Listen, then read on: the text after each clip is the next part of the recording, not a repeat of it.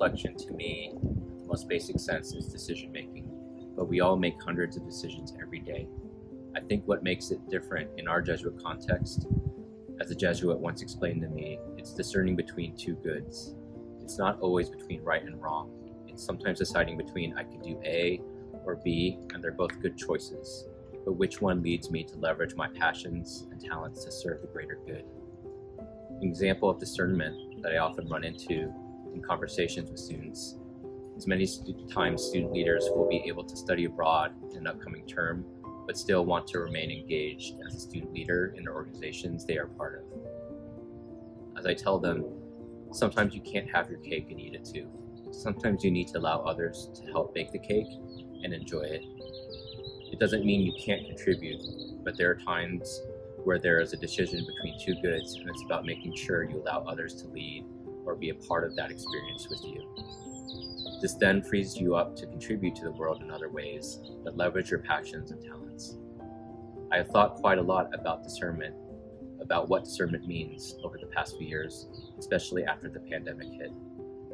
For one thing, more isn't always better. The pandemic has reminded us individually and collectively to think about what is truly important to us so that we can focus our resources in the right direction.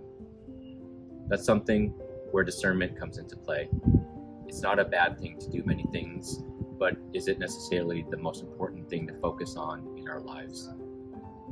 What helped me with that is thinking about where the pandemic impacted discernment or decision making is making sure that we integrate the 3 C's, which are the values we have here at Santa Clara: competence, conscience, and compassion.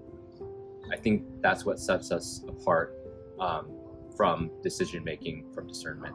Making sure you leverage your expertise or your competence in making a decision, but also making sure you're compassionate towards those who are impacted. And you are also using your conscience to think about not only your values, but also what is the common good beyond yourself, beyond Santa Clara, for the greater communities that we serve. I think if we engage in discernment every day, and I think we all do to some level or another, what is helpful is to constantly integrate the values that we have as a Jesuit institution. That's what sets us apart from any other non-Jesuit institution, is our Jesuit values and our Jesuit character.